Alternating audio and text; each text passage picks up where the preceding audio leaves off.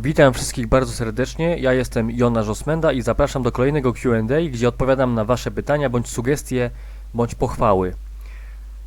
Pytanie pierwsze zadał Combo Kill z Mad Maxem jako awatarem. Myślisz zrobić jakieś fajne skyboxy w zależności od lokacji?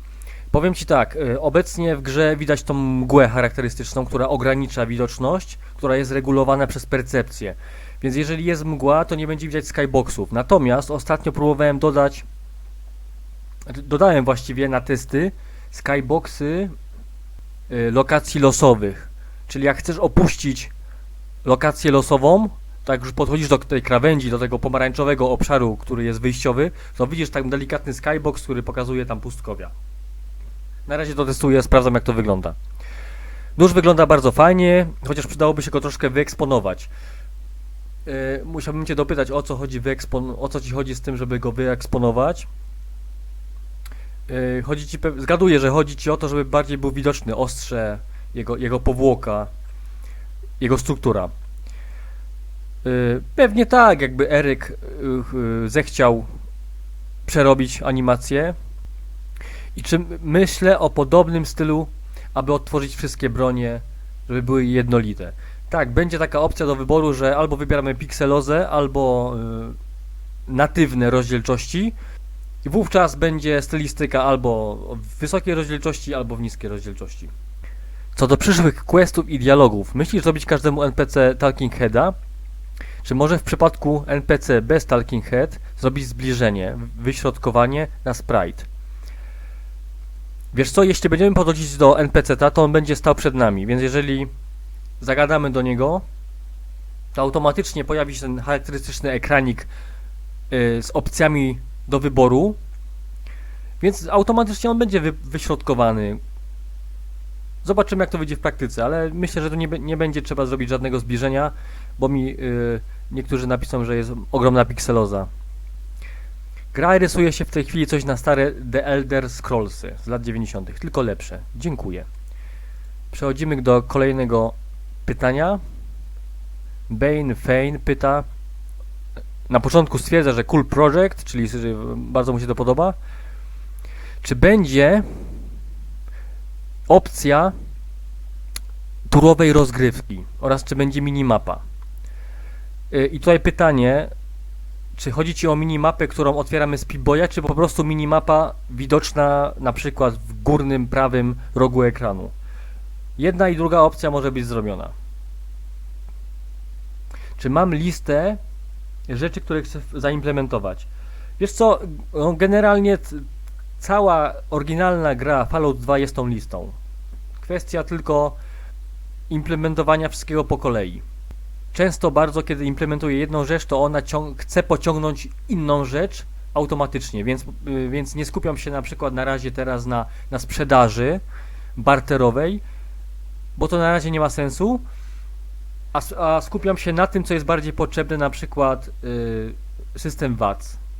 Można dodać kucnięcie i skakanie, używając klatek wstawania po znokautowaniu. Wiesz co, w samym początku jak zaczynałem, to było skakanie. Kucnięcie też jest w chwili obecnej jako skradanie. On też obniża swoją pozycję. Natomiast nie wiem, czy chodzi Ci o kucnięcie dla NPC-ów i skok, bo jeżeli chodzi Ci o postać, którą sterujemy, to w zasadzie kucnięcia nie będzie widać. Natomiast jeśli chodzi o skoki, to zrezygnowałem z tego, no bo w zasadzie nie miałbym do czego użyć skoku. Moim zdaniem do FPS gra w trybie turowym nie pasuje. Tak jak jest teraz, wygląda to świetnie. Tryb turowy mnie kusi, żeby spróbować i sprawdzić, jak to wyjdzie. W poprzednim Q&A odpowiadałem, jak ja bym to widział, także zapraszam do poprzedniego Q&A. Natomiast na pewno spróbuję zrobić tryb turowy. Wiem, że części z Was to nie będzie pasować, a część będzie zachwycona. Natomiast ja nie widzę w tym problemu, żeby spróbować to zaimplementować. Na pewno większość z Was będzie zachwycona, że są obydwie opcje. Czy włóczni będzie można używać zarówno jako broni białej, jak i miotanej? Dobre pytanie, bo tak też było w oryginale. Na tą chwilę nie mam planów, żeby robić rzut włócznią, ani innymi rzeczami. Na tą chwilę. ale w przyszłości, kiedy zrobię inwentarz i będzie można podnosić przedmioty z ziemi, to jak najbardziej będzie miało to sens. Drobna uwaga, G11 to karabin szturmowy na bezłuskową amunicję. Ok. Pytanie z mojej strony, dlaczego podczas bezczynności lufa jest ciągle skierowana w górę? Rozumiem, że sugerujesz, żeby była cały czas skierowana w przód. Pomyślę o tym.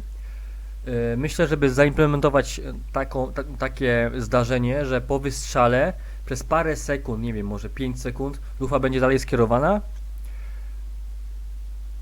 a ponieważ bezczynność będzie się wydłużać, lufa skieruje się ku górze. Myślę, że to byłoby satysfakcjonujące dla niektórych. Kuba pyta, przyznaj się, ile dziennie spędzasz nad projektem, bo postępy są naprawdę duże. Wiesz co, dziennie spędzam 3 albo 4 godziny. Taka krótka odpowiedź. 3 albo 4 godziny.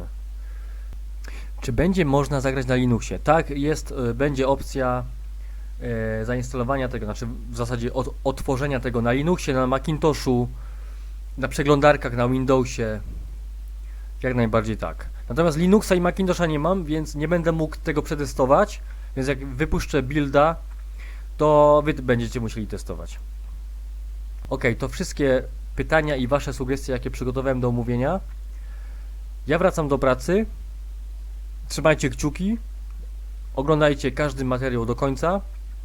Lajkujcie i polecajcie, jeśli macie taką możliwość. Będę zachwycony. Dodam jeszcze, że bardzo mnie cieszy, że tyle osób wspiera ten projekt słowem. Wystarczy słowem, że wspierają, i tylu jest patronów i patreonów. Ja się na razie żegnam. Na razie, cześć.